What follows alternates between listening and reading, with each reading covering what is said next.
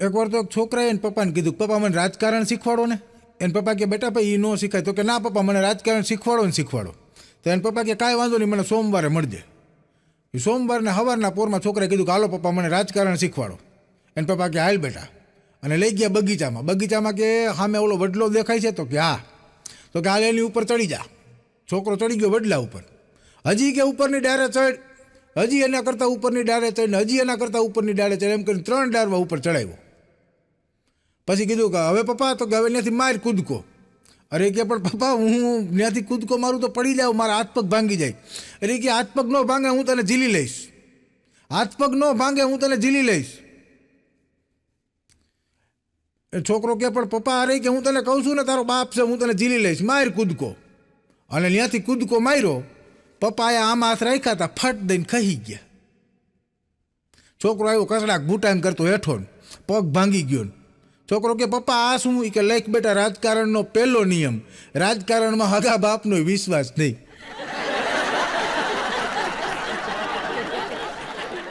એકવાર તો એક પ્રાથમિક શાળામાં આચાર્યની વિદાય થવાની હતી. આચાર્ય નિવૃત્ત થયા એટલે એની વિદાય સમારંભ હતો. વિદાય સમારંભ હતો ને એમાં બધા ગામના આગેવાનો અને સરપંચશ્રી બધા આવ્યા હતા. એમાં આગેવાનોની બધા આવેલા ને બધા બોલવાના, ભાષણ કરવાના હતા. એમાં સરપંચ કે મારે ભાષણ કરવું છે. એટલે બધાએ કીધું કે સરપંચ સાહેબ તમે 4 ચોપડી ભણેલા છો, તમને આમાં ખબર ઓછી પડે, તમારે ન બોલે. તો કે ના મારે ભાષણ કરવું છે.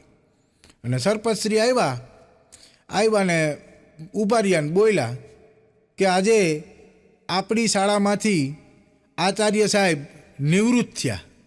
હવે જ્યાં જાય ત્યાં ભગવાન એના આત્માને શાંતિ આપે. આટલું કોઈ મારું વક્તવ્ય વિનવું. હા, અમુક ન બોલે એ સારું, ન બોલ્યામાં 9 ગુણ. પણ એકવાર તો એક 26મી જાન્યુઆરીનો કાર્યક્રમ અને એમાં એક નેતાજી આવી ગયા. હવે નેતાજી આવ્યા એનો વાંધો નહીં, પણ નેતાજી સાહેબ તોતડું બોલે. એને આવીને કીધું કે મારે ભાષણ ટળવું છે. એટલે ગામના બધા ના પાડી કે ના કરાય ભાષણ. તો કે ના 26મી જાન્યુઆરીનો પ્રોગ્રામ છે અને મારે ભાષણ કરવું છે. તો કે કાંઈ વાંધો નહીં, આવો સ્ટેજ ઉપર. સ્ટેજ ઉપર આવ્યા અને બરાબર ભાષણ ચાલુ કર્યું કે આજે 26મી જાન્યુઆરી છે અને આ દિવસે આપણને આઝાદી મળી હતી. હવે એને એ ખબર નહીં કે આઝાદી 15મી ઓગસ્ટે મળી હતી, પણ હવે કીએ કોણ? અને ચાલુ કર્યું કે આજના દિવસે આપણને આઝાદી મળી હતી. આઝાદી માટે સરદાર વલ્લભભાઈ પટેલે ખૂબ મહેનત કરી. આઝાદી માટે હું કાયમ માટે તત્પર છું. આઝાદી બહુ મોંઘા મૂલી છે. આઝાદી માટે હું મારું માથું આપવા તૈયાર છું. અને ફટાંગ કરતું એક છોટું સંપલ આવ્યું. પછી ખબર પડી ખામે એક જાડી બાઈ બેઠી હતી.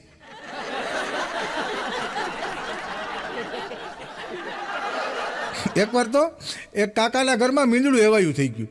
મીંદડું એવાયું થઈ ગયું ને તો કાયમી મીંદડું આવે. એ મીંદડું કાયમી કાકાના ઘરે મીંડું રહેવા એટલે કાકા અને કાકી બે કંટાળ્યા. કાકાએ નક્કી કર્યું કે આ મીંદડીને પકડીને હું બહાર મૂકી આવું. એ મીંદડીને પકડી અને 10 કિલોમીટર દૂર મૂકી આવ્યા. 10 કિલોમીટર દૂર મૂકીને જેવા કાકા ઘરે આવ્યા એની મોર મીંદડું હાજર. વળી 2 દી વયા ગયા, કાકાનો મગજ વયો ગયો. વળી મીંદડાને લઈને ગયા. 2 દિવસ પછી 20 કિલોમીટર દૂર મૂકી આવ્યા. કાકા 20 કિલોમીટર દૂર મૂકીને પાછા ઘરે આવ્યા. જોયું તો મીંદડું હાજર. અને 2-3 દી થયા ને કાકાનો બાટલો ફાટી ગયો કે હવે એક કામ કરું, આને હું જંગલમાં મૂકી આવું. અને એ મીંદડાને લઈને કાકા ગયા. એ જેવા કાકા ગયા લઈને મીંદડાને દૂર દૂર દૂર દૂર દૂર જંગલમાં લઈ ગયા. જંગલમાં લઈ ગયા. અહીંયા કાકી રાહ જોવે. 1 કલાક થઈ, 2 કલાક થઈ, 5 કલાક થઈ, 7 કલાક થઈ, પણ કાકા ન આવે. 7 કલાક પછી કાકાનો ફોન આવ્યો કાકીને. એ કે મીંદડું ઘરે આવી ગયું? તો કે હા.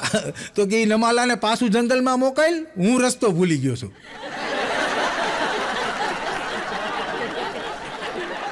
હમણાં તો એક અમારા ગાંડાને અમે ફોન કર્યો, ફોન ન ઉપાડે એટલે મેં ગાંડાને કીધું ગાંડા તારા નખરા વધી ગયા છે. મને કે સાહેબ નખરા તો લગ્ન પહેલાં હતા, હવે તો મજબૂરી છે. મેં કીધું કાં? લગ્ન પહેલાં નખરા હતા ને હવે શેની મજબૂરી છે? મને કહે કે સાહેબ લગ્ન પહેલાં ખાલી શાકમાં મીઠું વધારે હોય ને તો હું આખું ઘર માથે લેતો, અને આજકાલ રોજ દૂધીનું શાક ખાઈને એમ કહેવું પડે છે ગાંડી તારા હાથમાં તો જાદુ છે. પણ લગ્ન એટલે શું એ સમજવા માટે એક વૈજ્ઞાનિકે લગ્ન કર્યા.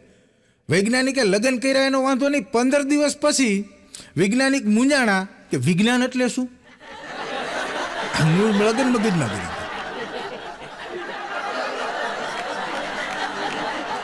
એકવાર તો એક પત્ની એના પતિને ફોન કર્યો, પિયર ગયેલી બરાબર, ને ત્યાંથી ફોન કર્યો કે હું 15 દિવસમાં તમારા વગર અડધી થઈ ગઈ છું, હવે તમે મને તેડવા કેદી આવો છો. ત્યારે એના પતિએ કીધું કે હવે 15 દી પછી.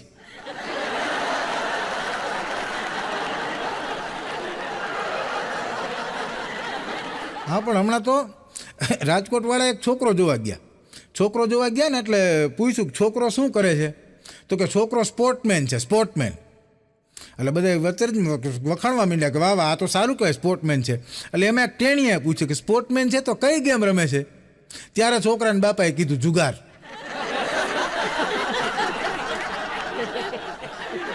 પણ અમે બધા દોસ્તારું ઊભા હતા ને એમાં ગાંડાએ કીધું સાહેબ હું તો નાનપણથી જ પ્રમાણિક છું. મેં કીધું હે, મને કે હું નાનપણથી જ પ્રમાણિક છું. મેં કીધું એનું શું સબૂત. મને કે હું જ્યારે 9મું 10મું ભણતો ત્યારે મારા બાપા કહેતા જો બેટા તારે 90% આવશે ને તો હું તને મોટરસાઇકલ લઈ દઈશ, જો તારે 95% આવશે ને તો હું તને 4 વ્હીલ લઈ દઈશ, જો તારે 98% આવશે ને તો તું કઈ સી કરી દઈશ. પણ ભાઈડાએ કોઈ દી બાપાને ખર્ચો કરાવ્યો જ નથી. ભાઈડો પહેલેથી જ પ્રમાણિક છે. હમણાં તો એકવાર એક છોકરીએ એક છોકરાને કીધું એ કે આમ જો મારે 10માં 90% આવ્યા ને 90%, એટલે મારા પપ્પાએ મને કે 80,000ની સ્કૂટી લઈ દીધી.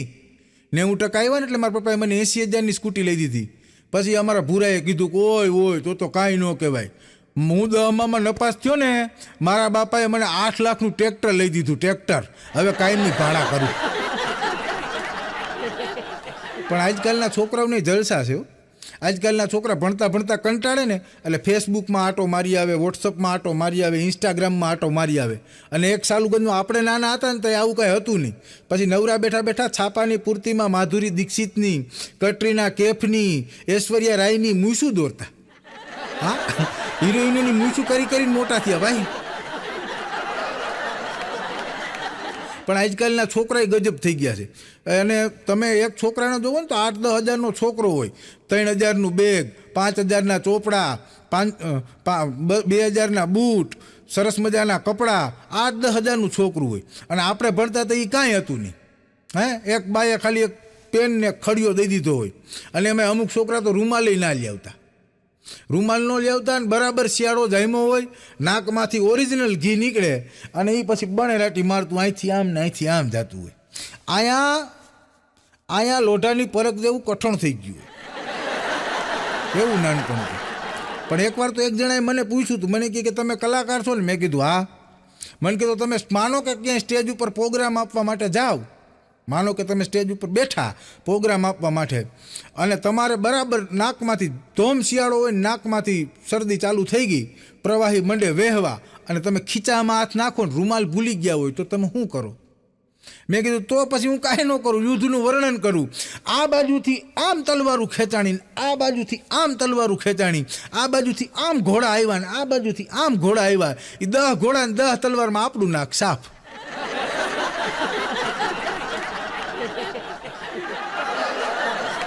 પણ સાલું આજકાલ વોટ્સઅપ, ઇન્સ્ટાગ્રામ અને ફેસબુક, હા આના સ્ટેટસ જોઈને સાલું આપણને એમ થાય કે આટલા બધા વિચારો ઉચ્ચ છે તો આ ડખા છે ના છે.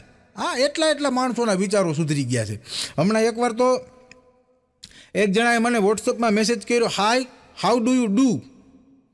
હવે આપણને અંગ્રેજી ફાવે પણ માપે મેળે ફાવે. એટલે મેં એને કીધું કે આઈ ડુ સમ વર્ક, હું તો એક થોડુંક કામ કરું છું. એટલે એને મને પાછો બીજો પ્રશ્ન પૂછ્યો, કહાં સે હો. ડાયરેક્ટલી અંગ્રેજીમાંથી હિન્દી થઈ ગયું. એટલે મેં કીધું કે મેં ઉપલેટા સે હું. ત્રીજો પ્રશ્ન પૂછ્યો, તમને અંગ્રેજી ને હિન્દી કેટલું આવડે. મેં જવાબ આપ્યો તારા જેટલું, એક લીટી.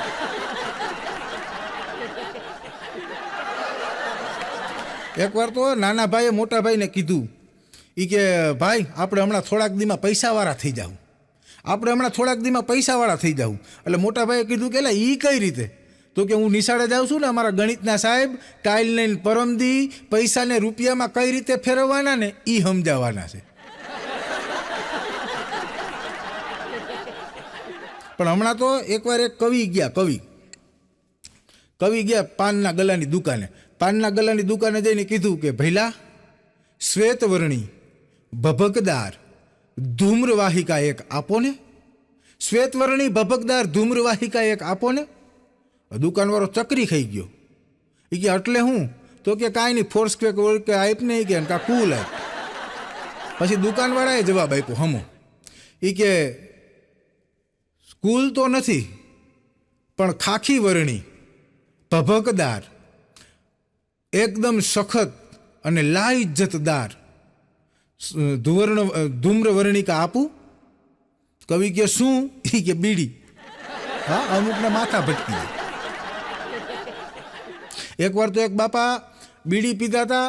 બીડી પીએ હટ લે પણ ધુવાળો ન નીકળે. બીડી પીએ હટ લે પણ ધુવાળો ન નીકળે. એટલે મેં બાપાને પૂછ્યું, મેં કીધું બાપા આ શું કરો છો? મને કે બીડી પીવું છું. પણ મેં કીધું આમાં ધુવાળો તો નથી. મને કે આ CNG બીડી છે. એકવાર તો એક પત્ની એના પતિને કીધું, એ કે જો લેવા ને પાછા હળેલા રીંગણા, તમને કેટલી વાર કીધું છે કે તમે ગમે ત્યારે બકાલું લેવા જાઓ હળેલું જ બકાલું લેવો છો. તમને કેટલીક વાર નાક વાટવું કે બકાલામાં ધ્યાન આપો, બકાલા વેચવા વાડીમાં નહીં. બોલો એમ કરીને ઢગલાવી લીધી ને 2 ધુંબા માર લીધા.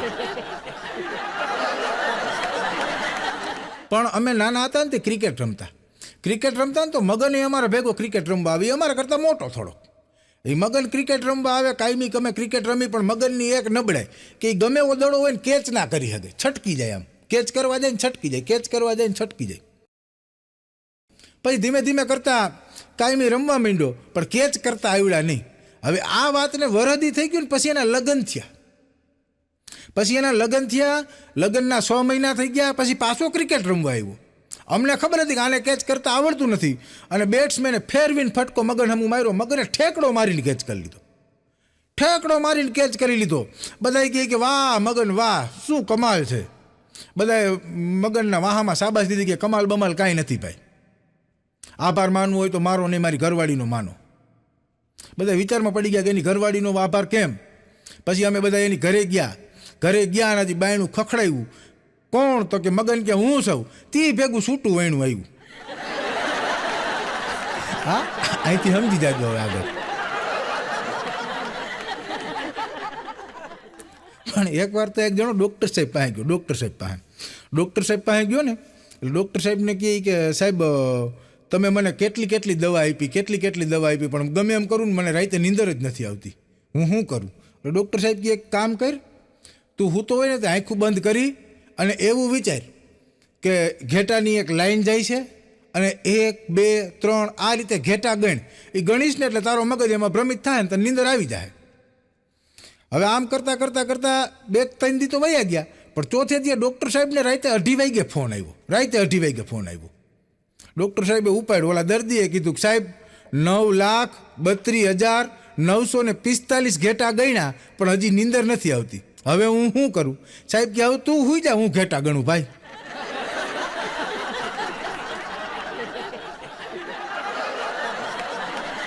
પણ એકવાર તો મને પેટમાં દુખતું હતું, ફૂલ પેટમાં દુખતું હતું. હવે પેટમાં દુખતું ને હું ડૉક્ટર સાહેબ પાસે ગયો. મેં કહ્યું સાહેબ મને બહુ પેટમાં દુખે છે. સાહેબ કે સુઈ જાઓ, સોનોગ્રાફી કરવી જોઈએ, કાંઈ એન્ડોસ્કોપી કરવી જોઈએ. હું તો સુઈ ગયો. સાહેબે એક મશીન લીધું અને ગળામાં ઉતારીને ટીવીમાં જોઈને મને કહે ઓહો વિશાલભાઈ. મેં કીધું હા. મને કહે કે તમારા પેટમાં તો નકરું રૂ જ છે. મેં કીધું સાહેબ તમે હરખું જુઓ, તમારો જે કેમેરો ઉતાર્યો ને એ મારા પેટમાં ને ગાઈડલામાં નાખી દીધો.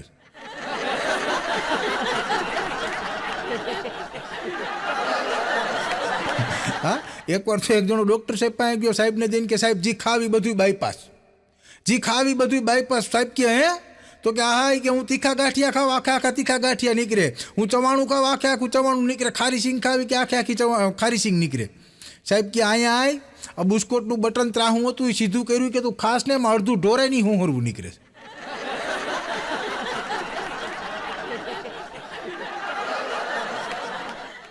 પણ હમણાં ઉત્તરાયણના દિવસે હું પતંગ ચગાવતો હતો અને હું મારા ઘરવાળી 2 પતંગ ચગાવતો હતો. એને ફિરકી જાય લઈને હું આમ પતંગ ચગાવતો હતો. ત્યારે મારી ઘરવાળીએ મને કીધું, મને કહે કે પતંગ અને પુરુષ 2 હરખા હોય. મેં કીધું શું વાત કરસ ગાંડી? તો કે હા, પતંગ ને પુરુષ 2 હરખા હોય કે. મેં કીધું કઈ રીતે? મને કે બેયને ઉડવા માટે હવાની જરૂર પડે. ઉડવા માટે હવાની જરૂર પડે, કાના બાંધો ત્યાં જ ઉડે, કાના બાંધો ત્યાં ઉડે એનોય વાંધો નહીં, પણ રંગીન પતંગ હોય ને હમણાં ભાગવાની કોશિશ કરે અને પાછા જાજી પતંગો દેખીને ગળગોથિયા ખાય. પૂછડું બાંધો તો થોડીક વાર સ્થિર રહીએ, પણ વરી પાછા હતા ઈ ના ઈ. અને એમાંય પાછા લાંબે લાંબે છેડે પેચ લડાવવા જાય એનો વાંધો નહીં, કસડાક ભૂટાંગ દઈને કપાય, પોતે તો કપાય, બીજા બેને કાપતા જાય. અને એ લહરતા લહરતા લહરતા રંગીન નાનકડી પતંગ પડી હોય એની બાજુમાં જઈને પડે.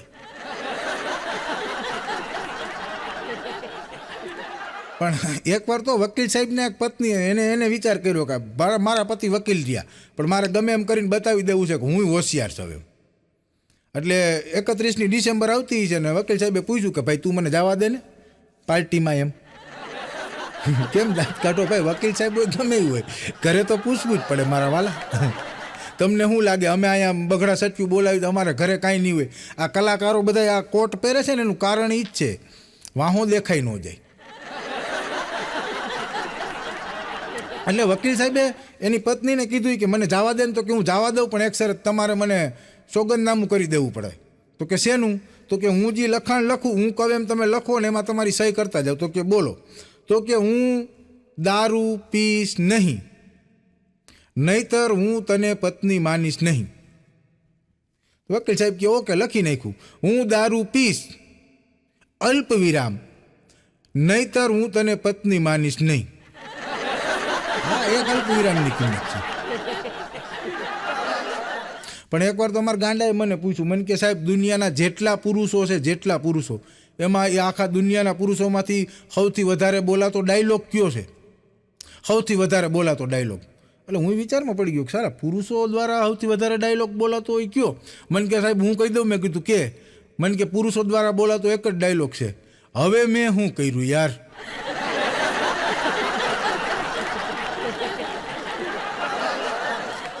પણ એકવાર તો એક જણો એના 1.5 વર્ષના બાબાને લઈને નિશાળે જતો હતો, 1.5 વર્ષના બાબાને નામ દાખલ કરાવવા હતું. એટલે આચાર્ય સાહેબ રસ્તામાં જ મળી ગયા. એટલે એને કીધું કે આ 1.5 વર્ષના બાળકને લઈને એલા તું ક્યાં નિશાળે આવસ? આવડું બાળક હજી આ શું ભણે? એ કે એ ભણે કે ન ભણે એ અમારે કાંઈ લેવા દેવા નથી, આ તો સરકાર કહે એટલે અમારે માનવું પડે. એટલે આચાર્ય સાહેબ કે પણ શું કહે છે સરકાર? તો કે સરકારે જ કીધું છે બીજું બાળક ક્યારે? પહેલું સ્કૂલ જાય ત્યારે. હા બોલો, એટલે નિશાળે વહેલા મૂકવા. એકવાર તો અમારે 2 માણસને ડખો થઈ ગયો ને, એટલે મેં મારી પત્નીને કીધું, મેં કીધું મારે છે ને કોઈક સમજદાર પત્ની હારે લગ્ન કરવાની જરૂર હતી. સમજદાર, સારી, સંસ્કારી અને બુદ્ધિશાળી સ્ત્રી સાથે લગ્ન કરવાની જરૂર હતી. એટલે મારી પત્ની કે કોઈ સમજદાર હોય ને એ તમારી હારે લગ્ન જ ન કરે. મેં કીધું બસ મારે એટલું જ સાબિત કરવું હતું.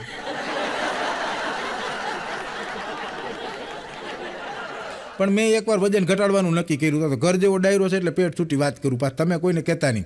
મેં એકવાર વજન ઘટાડવાનું નક્કી કર્યું હતું. 3 દિવસ સુધી મેં ડાયટિંગ કર્યું, પણ ચોથા દિવસે મારી નજર સામે અડદિયા આવી ગયા. મેં અડદિયા હમું જોયું, અડદિયાએ મારા હમું જોયું, અને અમારા બેયની આંખોનું મિલન થયું. પછી એ વજન તો ઘટ્યું, પણ અડદિયાનું. હા, મને ઘણા કહેતા હોય, મને કે સાહેબ તમારું એટલું વજન છે, તમે ઘટાડવા માટે કાંઈ પ્રયત્ન નથી કરતા? મેં કીધું વજન ઘટાડવા માટે બધા પ્રયત્ન કરું ભાઈ, પણ વધી જાય છે પાછું. વજન ઘટાડવા માટેનો તો એક જણાએ તો છાપામાં જાહેરાત આપી, વજન ઘટાડવા માટેનો બેસ્ટ ઇલાજ અમને ફોન કરો. એટલે મેં એને ફોન કર્યો. મેં કીધું ભાઈ શું છે વજન ઘટાડવા માટે બેસ્ટ ઇલાજ? તો કે 1500 રૂપિયા ભરો ને એટલે કહું. હાવ હેલોન હોટ ઇલાજ છે. મેં કીધું કાંઈ વાંધો નહીં. 1500 રૂપિયા મેં ઓનલાઈન ભરી દીધા. પછી મેં કીધું બોલો ઇલાજ. મને કે તમારે ખાલી છે ને ડોકું હલાવવાનું, આ રીતે નામાં ખાલી ડોકું હલાવવાનું. મેં કીધું પણ એનાથી થોડુંક વજન ઘટે. મને કે કોઈ તમને એમ પૂછે કે તમારે જમવું છે, તમારે ખાવું છે, તમારે એટલું જ કરવાનું. એમ કરીને મારું 1500નું બૂચ મારી ગયા. બોલ. એકવાર તો મારી ઘરવાળીએ મને કીધું, મને કે મેં હે ને રિસર્ચ કર્યું છે, રિસર્ચ. મેં કીધું તે રિસર્ચ કર્યું? તો કે હા, મેં રિસર્ચ કર્યું છે ગધેડા ઉપર. મેં કીધું ગધેડા ઉપર તે હું રિસર્ચ કર્યું? મને કે ગધેડો હોય ને એ પોતાની ગધેડી હોય જે પત્ની, એ સિવાય બીજી એકેય ગધેડી હમું જોતોય નથી, જોતો સુદ્ધા નથી. મને કે મેં કીધું ગાંડી, એટલે જ એને ગધેડો કહેવાય.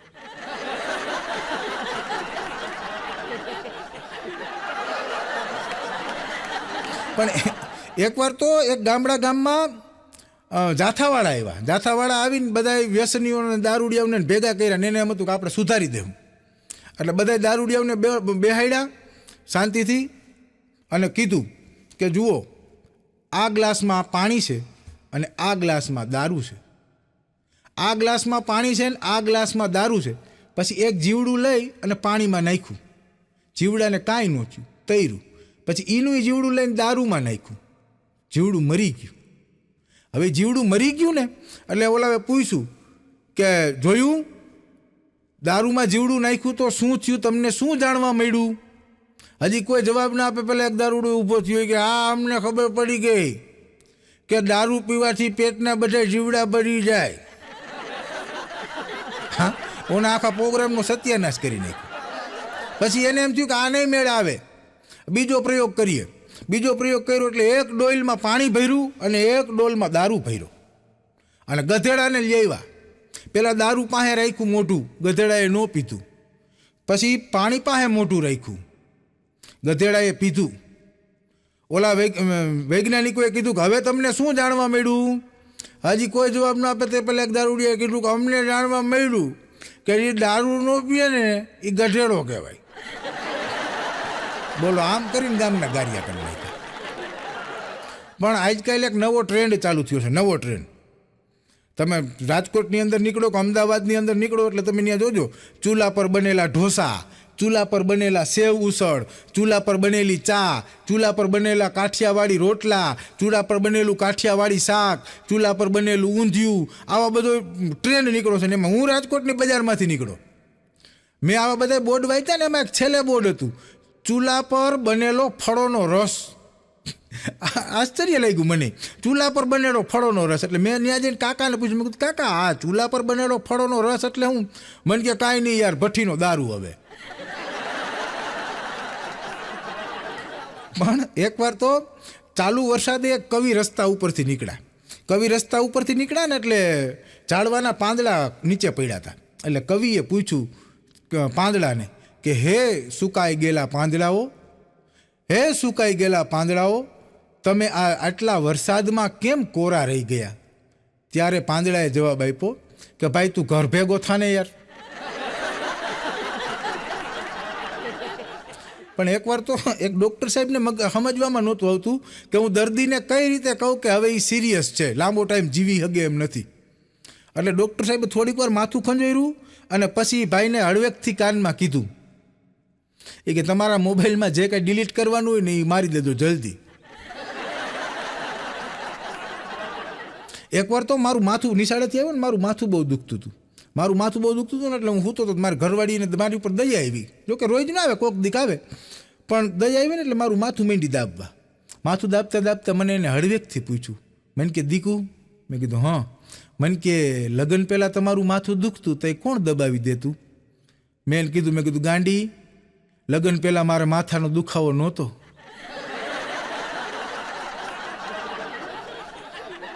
હા, એકવાર તો અમારો ગાંડો ખુશ થતો એક દુકાનમાં ગયો. દુકાનમાં જઈને એને કીધું કે ભાઈ એક મકાનનો શું ભાવ છે? એક મકાનનો શું ભાવ છે? તો ઓલા ભાઈ કહે કે ભાઈ તમે જોવો તો ખરી, આ કાપડની દુકાન છે યાર, આમાં થોડુંક મકાન હોય. તો કે બહાર તો લખ્યું છે ફ્લેટ 50% ઓફ. હા, એકવાર તો બે માણસ બહાર ફરવા ગયા ને તો સામેથી આમ ગધેડો આવેલો હતો. ગધેડો આવેલો હતો ને એટલે પત્નીને જરાક મજાક કરવાનું મન થયું. એટલે પત્નીને મજાક કરવાનું મન થયું ને એટલે એના પતિને કીધું કે જો કોક તમારા હગાવાલા આયલા આવે. એટલે ઓલાએ ડાયરેક્ટ ગધેડાને કીધું નમસ્તે સસુરજી. હા, એકવાર તો અમાર ગાંડો કાંઈક હિસાબ કરે વરી ખુશ થાય, વરી હિસાબ કરે વરી ખુશ થાય. એટલે મેં ગાંડાને પૂછ્યું, મેં કીધું ગાંડા કેમ હિસાબ કરસ ને ખુશ થાસ? આ કારણ શું છે? એ તો કે મને કે સાહેબ એમાં એવું છે, મારી ઘરવાળી હમણાં ડાયટિંગ કરે છે અને 9 દીમાં એને 5 કિલો વજન ઓછું કર્યું. તો મને એવું લાગે છે કે 25 દીમાં એ આખી ગાયબ થઈ જાય. એટલે એનો હિસાબ કરતો હતો. બોલો, એકવાર તો એક જણાએ ભગવાનને ચેલેન્જ કરી નીચે ઊભા કે હે ભગવાન, 20-25 કરોડ રૂપિયાની જરૂર છે, તમે અત્યારે મને ઉછીને આપો, હું ત્યાં આવીશ તો એ મોકલાવી દઈશ. ભગવાને હમું કીધું કે રૂપિયા તારા તૈયાર જ છે, પણ અહીંયા આવીને લઈ જા. હા, અમદાવાદની માલિપા તો એક બોર્ડ દુકાન ઉપર બોર્ડ માર્યું હતું, ઉધાર બંધ છે. તો કાઠિયાવાડી કાકા ત્યાં ગયા ને પૂછ્યું કે ઉધાર બંધ છે એનો વાંધો નહીં, ચાલુ કેદી કરવાના ઈ કયો. પણ એકવાર તો હિન્દીના શિક્ષિકા બેને કીધું, છોકરા હું જે વાક્ય કહું ને એનું માતૃભાષામાં અનુવાદ કરો. બેડ પર ચાય કિસને ગિરાઈ, બેડ પર ચાય કિસને ગિરાઈ, આનું માતૃભાષામાં અનુવાદ કરો. એટલે અમારા રાજ્ય ઊભો થયું કે ટીચર, માતૃભાષા એટલે આપણા મમ્મી બોલે એ ભાષા ને, આપણા મમ્મીની ભાષા ને? તો કે હા. પછી અમારા રાજ્યએ કીધું, અરે આંધળા, બુદ્ધિ વગરના ડફોડ, તારા બાપ જેવા આ બેડની ચાદરની પથારી ફેરવી નાખી, હવે તારા બાપને કે ધોઈ દઈએ. માતૃભાષાનું આ અનુવાદ હોય. પણ એકવાર તો મારી ઘરવાળી મારા હાટું મસ્તીનો શર્ટ લેવી, મસ્ત શર્ટ. એટલે મેં જોયું, મેં કીધું વાહ શર્ટ મસ્ત છે, કેટલાનો આવ્યો? મને કે 7,500નો. મેં કીધું હે, શર્ટના કોઈ દી 7,500 હોય? એ કે એવું નથી, 7,500ની હાડી આવી આ શર્ટ ફ્રી હતો. હવે મને એ કે શર્ટ બહુ ગમી ગયો, શું કરવું? એમ કરીને મૂળેની હાડી લેવી. બોલો. એકવાર તો એક છોકરાએ સાહેબને પૂછ્યું, એ કે બેટા એવું કોણ છે જે હવામાં ઉડે અને જમીન ઉપર બચ્ચા આપે? હવામાં ઉડે અને જમીન ઉપર બચ્ચા આપે. હજી કોઈ જવાબ ના આપે એની પહેલાં અમારો રાજ્ય ઊભો થયો. એ કે સાહેબ હું કહું? તો કે સાહેબ કે તો કે હવામાં ઉડે ને જમીન ઉપર બચ્ચા આપે એ એર હોસ્ટેસ.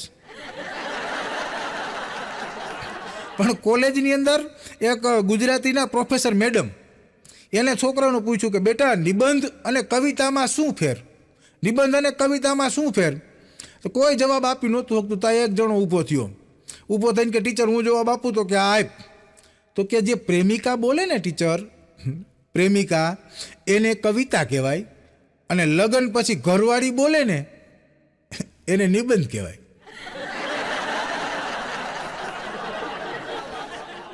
પણ હમણાં મારા એક મિત્રના બાપુજી ઓફ થઈ ગયા, એટલે બધે ખરખરે ગયા. હવે ખરખરે ગયા ને એટલે મેં બાજુમાં બેહાડીને ધીમેકથી પૂછ્યું, મેં કીધું ભઈલા તારા બાપુજી છેલ્લી ઘડીએ કાંઈ બોલ્યા? એને મને જે જવાબ આપ્યો ને ભૂકા કાઢી નાખ્યા. એ કે ના ભાઈ ના, બાપુજી તો કાંઈ નથી બોલ્યા, ઠેઠ સુધી બા પાસે જ બેઠા હતા.